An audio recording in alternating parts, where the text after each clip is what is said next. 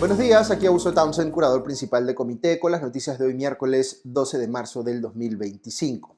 Este es un podcast para quienes buscan informarse de forma calmada, rigurosa y sin dueños de la verdad. No busca polarizar ni inflamar a quienes nos escuchan. Si lo encuentras valioso, compártelo y ayúdanos a llegar a más gente. El podcast de hoy llega con el auspicio de la Fundación Manuel J. Bustamante de la Fuente, institución que desde 1960 promueve la investigación en los ámbitos del derecho, la socioeconomía y la historia, y cuenta con un fondo editorial con más de 100 publicaciones en línea con su compromiso con la educación y la cultura, al que se sumará próximamente una que estamos preparando con mucha dedicación aquí en Comité. Muy bien, vamos con los titulares de hoy, miércoles 12 de marzo, en menos de un minuto. Primero, la Sala Plena de la Corte Suprema salió en defensa de su presidenta Yanet Tello y de otros jueces supremos frente al proceso disciplinario inmediato que les ha abierto la Junta Nacional de Justicia. Segundo, la Corte Suprema también ratificó que la inhabilitación aprobada por el Congreso contra los exmiembros de la Junta Nacional de Justicia, Inés Tello y Aldo Vázquez, fue nula. Tercero, el abogado de oficio del expresidente Pedro Castillo renunció a seguir defendiéndolo ante lo que calificó como una, entre comillas, situación insostenible propiciada por el propio Castillo.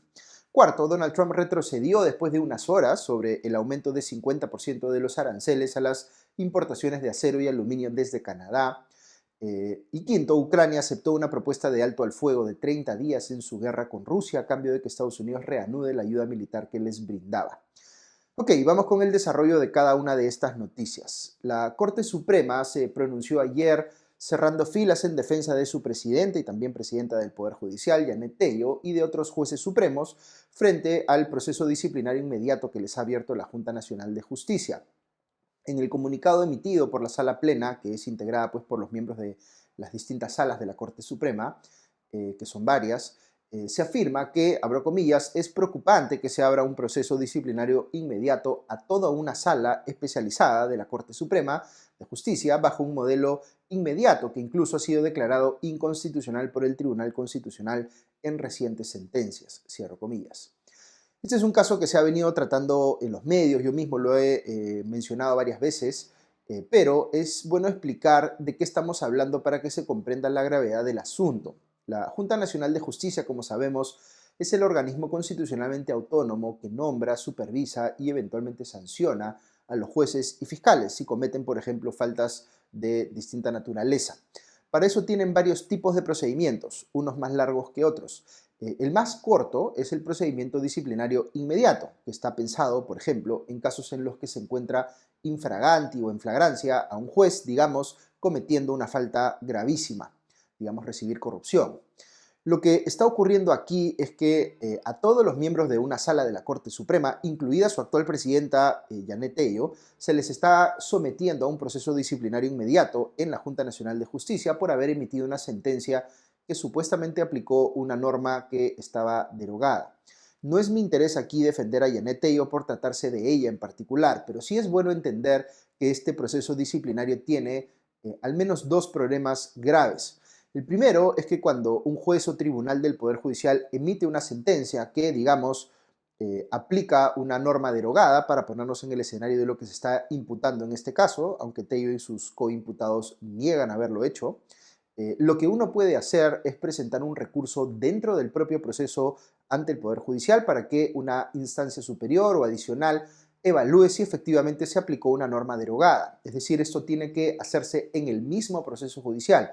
No le corresponde a la Junta Nacional de Justicia pronunciarse sobre esto si todavía está siendo discutido en sede judicial, porque la Junta no funciona ni debería funcionar como una especie de tercero que se entromete en procesos judiciales en trámite. Ese no es su rol, porque si lo fuera, sería una forma pues de violar la independencia del Poder Judicial en el marco de nuestro sistema de separación de poderes. Ese es el primer problema. El segundo problema es que la supuesta inconducta que se le imputa a Tello y compañía no justifica en ningún caso que la Junta haya elegido abrir un proceso disciplinario inmediato, es decir, uno en el que no va a haber mayor discusión de fondo o valoración de pruebas, porque se trata como si fuera pues una falta gravísima y flagrante, cuando no lo es. No estamos hablando de un caso manifiesto de prevaricato o de dolo en no aplicar una norma, por lo que yo he podido revisar al menos, sino que el denunciante hace una serie de inferencias para decir que se ha aplicado una norma derogada cuando eso no es obvio o en todo caso es discutible en sede judicial. Lo que les quiero decir con todo esto, y aquí entro un poco más a mi opinión personal, con la que ustedes como siempre pueden coincidir o discrepar, es que esto no es normal ni es legalmente defendible. Diera la impresión de que se está forzando un proceso disciplinario inmediato, que no es la vía que corresponde, para ver un caso que de manera general tampoco corresponde que lo vea la Junta Nacional de Justicia porque sigue abierto a nivel judicial. La interpretación que uno le puede dar a esto, que yo le doy a esto, es que hay un interés por sacar a Yanet Tello del camino, que puede ser político o de alguien que quiere amedrentar o atar de manos al Poder Judicial y que la Junta Nacional de Justicia, en este caso, se está prestando para ello. Nuevamente, esto no se trata de defender a Yanet Tello por ser ella la implicada. Yo no conozco tanto de su trayectoria judicial como para defenderla solo por eso. Pero sí me resulta evidente que se está instrumentalizando aquí la vía de la Junta Nacional de Justicia para traerse abajo eventualmente a la cabeza de un poder del Estado en cuestión de días. Y eso es bien grave. Más allá de la injusticia que se pueda cometer con Tello, el precedente que dejaría el que se pueda anular con tanta facilidad a la cabeza de un poder del Estado, el judicial nada menos, sería realmente nefasto, salvo mejor parecer de cualquiera de ustedes. Ok, segunda noticia. La Corte Suprema acaba de ratificar también una sentencia que ya había dictado una instancia inferior y que declaró nulas las inhabilitaciones de ejercer cargos públicos por 10 años que le impuso el Congreso a los exmiembros de la Junta Nacional de Justicia, Inés Tello y Aldo Vázquez. Para refrescar este caso, que fue muy controversial en su momento, el Congreso acusó a la entonces magistrada de la Junta, Inés Tello, de estar ejerciendo ese cargo en supuesta violación de un requisito que, según la interpretación del Congreso, decía que no podía permanecer como miembro de la Junta cualquier persona que ya hubiese superado los 75 años de edad.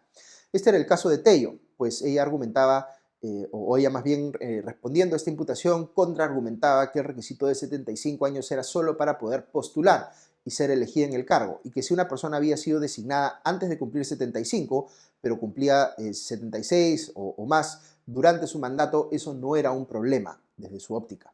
A Aldo Vázquez, mientras tanto, el Congreso lo responsabilizó individualmente por permitir que continúe esta supuesta ilegalidad en la que estaba Tello, en lugar de precipitar su reemplazo. Ahora bien, la razón por la que se declara nula esta inhabilitación no es una cuestión de fondo, sino de forma, porque hubo un voto de un congresista que votó tanto en la comisión permanente cuando se vio el caso, como en el pleno del Congreso, cuando las reglas del Congreso dicen que si se vota en una instancia ya no se puede votar en la otra. Entonces esa persona inhabilitó por cuestiones de forma el resultado.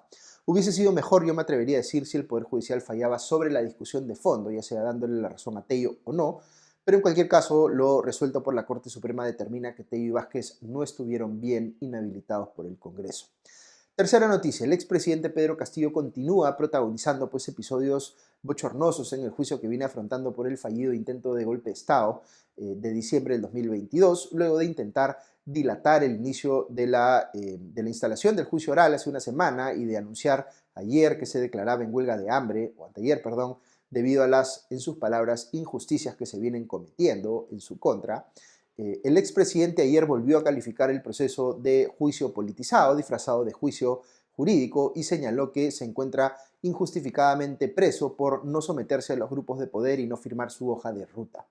Al inicio de la sesión se leyó un oficio enviado por el director distrital de Defensa Pública, Carlos Gallegos, donde se informaba que Edgar Cayahualpa, abogado de oficio que le fue asignado a Castillo Terrones el 4 de marzo en la instalación del juicio oral, renunciaba a la defensa del expresidente debido a que, en sus palabras, se ha resquebrajado la confianza recíproca. De acuerdo con el oficio remitido por el director distrital de Defensa Pública, Cayahualpa informó que Castillo se ha mostrado renuente a mantener comunicación útil con su defensa, ha manifestado en plena audiencia que no deseaba su participación. Además, de acuerdo con el abogado, el expresidente lo habría acusado infundadamente, dice él, de haber grabado unas conversaciones. Ante esta situación, Cayahualpa manifestó que, y esta es una cita textual, no existe cordialidad, respeto a su persona y con el comportamiento del acusado se ha generado una situación insostenible. Esta renuncia del abogado lleva a que, digamos, La sala penal haya tenido que confirmar que los nuevos abogados de oficio de Castillo serán Richard Johnny Hernández Medina y Alejandro Astacie Vicente. Sin embargo, Castillo continuó pues con sus intentos de boicotear el proceso y durante la audiencia dijo que iba igual a rechazar a estos nuevos abogados de oficio. Cuarta noticia, la incertidumbre sobre cuál será la política arancelaria en Estados Unidos se incrementa y aparece hasta burlesco. Ayer por la mañana el presidente Donald Trump anunció que duplicaría de 25% a 50% los aranceles a las importaciones de acero y aluminio de Canadá y solo unas horas después informó que estos cambios no se implementarían. El aumento de los impuestos que deben pagar pues, estos metales al ser importados a los Estados Unidos fue propuesto por Trump en represalia por la decisión del gobierno de la provincia canadiense de Ontario de aumentar en 25% el costo de la electricidad que exporta Ontario, digamos, a Estados Unidos, específicamente a los estados de Minnesota, Nueva York y Michigan. Según Trump, este incremento de los impuestos para las exportaciones eléctricas ya no se ejecutaría y afirmó que los aranceles al acero y al aluminio se mantendrían para Canadá en 25%, un nuevo nivel que el gobierno estadounidense estableció para los impuestos que deben pagar estos metales provenientes de cualquier país del mundo, de acuerdo con una decisión anunciada a inicios de febrero que entra en vigencia el día de hoy. ¿Por qué esto es importante? Porque los aranceles definen los costos que deben enfrentar las empresas para importar productos a los Estados Unidos y por lo tanto son fundamentales para la toma de decisiones de las compañías y los costos de los productos para los consumidores finales. El gobierno de Trump tenía apoyo importante, digamos, de sectores empresariales, pero con este ida y venida, este flip-flopping, como se dice en inglés, de un día anunciar aranceles y al día siguiente o a las horas siguientes quitarlos, hay pues bastante fastidio en el sector empresarial porque la política gubernamental de la administración de Trump ha dejado de ser predecible porque ya no se sabe si van a ir o si no van a ir los aranceles y muchas veces en el caso del sector empresarial lo que más complica o lo que más fastidia es el hecho de no tener predictibilidad en las políticas y eso justamente es lo que está de alguna manera propiciando el gobierno de Trump cuando un día anuncia una cosa y al día siguiente o a las horas siguientes, como les digo, anuncia otra. Eso también en cierta medida va a afectar al Perú porque no sabemos todavía qué va a pasar o cómo va a impactar esta guerra arancelaria a las exportaciones peruanas hacia Estados Unidos. Quinta noticia, Ucrania aceptó una propuesta de alto al fuego de 30 días en su guerra con Rusia a cambio de que Estados Unidos reanude la ayuda militar que les brindaba. Esto fue anunciado en un comunicado conjunto emitido por los gobiernos de Ucrania, Estados Unidos y luego de una reunión que tuvieron en Arabia Saudita entre delegaciones de alto nivel de ambos países. Ahora los estadounidenses le entregarán la propuesta a Rusia con la esperanza de que la acepten y se pueda comenzar pues, a implementar el cese al fuego. Como parte de este acuerdo, el gobierno de Estados Unidos levantará inmediatamente la pausa en el intercambio de inteligencia con Ucrania y retomará la asistencia de seguridad al país europeo. Como recordarán, esta suspensión de la ayuda estadounidense se produjo luego del lamentable encuentro entre el presidente ucraniano Volodymyr Zelensky y el presidente estadounidense Donald Trump en la Casa Blanca hace unas semanas. Volviendo a la propuesta, Zelensky dijo en un video que esta era, entre comillas, positiva y que precisó que el alto al fuego sería completo e incluiría aire, mar y tierra. Además, agradeció la disposición estadounidense y afirmó que Washington ahora entiende nuestros argumentos. Por su lado, el secretario de Estado de Estados Unidos, Marco Rubio, confirmó la noticia y dijo que Ucrania está dispuesta a dejar de disparar y empezar a dialogar. Es increíble, digamos, que tenga una percepción de ese tipo Rubio, bastante forzada, si uno juzga a la luz de sus comentarios anteriores, porque quienes empezaron a disparar, en sus palabras, fueron los rusos. Y claro, el más interesado en parar este conflicto es el propio Vladimir Putin, porque eso le permitiría mantener los territorios que ha logrado pues, controlar a partir de una invasión claramente violatoria del derecho internacional. Ok, hasta aquí las noticias de hoy, pero si quieren escuchar unos minutos más, quisiera compartirles hoy un comentario personal en el espacio de la reflexión del día. Ayer tuve una conversación bien interesante con una persona que tiene una función muy importante en el país de hacer pues que quienes opinan distinto se pongan de acuerdo. Es decir, lo que trato de hacer yo, pero ciertamente a un nivel bastante más relevante que el mío. Estábamos hablando entre conversos, diría yo, como dos personas que buscan lo mismo, solo que a distinta escala, pero esta persona me hizo un desafío bien interesante que bien vale la pena abordar en el espacio de la reflexión del día. Me preguntó ¿Por qué yo hablo, cuando me refiero a cómo deben ser las conversaciones en democracia, de pluralidad y diversidad como elementos o aspectos distintos? ¿No será que estoy de repente redundando porque, digamos, las dos palabras significan lo mismo? Esto es algo que, digamos, yo enfatizo bastante, tanto cuando opino en los espacios de comité como también en Recambio, que es la otra iniciativa donde, como ustedes saben, también estoy. Pero les explico por qué sí hace sentido para mí al menos hacer este desdoble y usar esos dos términos por separado. Diversidad es un término que está más relacionado a las características identitarias de las personas, es decir, cuando quieres tener una conversación o un debate en democracia es necesario que, por diseño, ese espacio sea uno que permita ver representadas a personas que pertenecen a distintas regiones, comunidades, sexos, minorías, etc. Yo siempre les digo que la diversidad es una fuente de riqueza, como lo es la biodiversidad, y hay que procurar pues siempre invitar a la conversación a todos. Pluralidad es, para mí, un término que se refiere más específicamente a la diferencia de opiniones. Algunos podrían decir que es un tipo de diversidad, si se quiere diversidad ideológica. Yo pongo muchísimo énfasis en este factor porque un grupo puede ser diverso en aspectos identitarios, pero no necesariamente plural en términos ideológicos. En esta época que nos ha tocado vivir, el pluralismo es una característica consustancial de la democracia que nos está costando mucho gestionar, porque nos estamos habituando a conversar siempre entre personas que estamos o pensamos igual. Yo siento que a veces avanzamos algunos pasos en términos de diversidad, pero nos cuesta mucho más avanzar en términos de pluralidad, porque nos hemos hecho la idea de que quien opina diferente a nosotros es nuestro enemigo. Y si esa es la creencia que por defecto se instala en la mente de las personas, sencillamente deja de ser posible vivir en democracia, porque por definición en una democracia va a haber personas que piensan distinto. En un país como el Perú debemos celebrar siempre nuestra diversidad y generar entornos donde todos se sientan siempre invitados y bienvenidos. Pero eso debe incluir por definición a personas que van a pensar distinto. Esos mismos espacios deben estar diseñados para que esas diferencias de opinión no se perciban como razones para vernos unos a otros como enemigos, sino que aprendamos a sobrellevarlas poniendo el énfasis en aquello que nos une por encima de aquello que nos divide. Nadie dijo que vivir en democracia iba a ser fácil, es extraordinariamente difícil y complejo.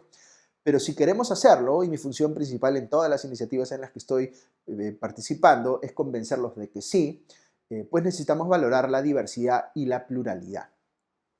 Muy bien, con eso llegamos al final del podcast de hoy. Muchas gracias a nuestros auspiciadores, a la Fundación Manuel J. Bustamante de la Fuente y a nuestros suscriptores, con cuyo apoyo podemos seguir haciendo esto que nos gusta.